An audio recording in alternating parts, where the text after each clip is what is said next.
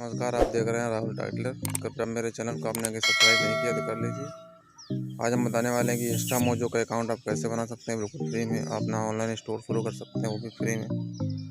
आपको कोडिंग की नॉलेज नहीं है, आपको वेबसाइट चलाना नहीं आता तो कोई दिक्कत नहीं है, यह वीडियो आपके लिए। इसमें आपको हम इंस्टामोजो चलाना सिखाएंगे और अपना अकाउंट कैसे बना सकते हैं और अपना ऑनलाइन स्टोर आप कैसे बना सकते हैं बिल्कुल फ्री में।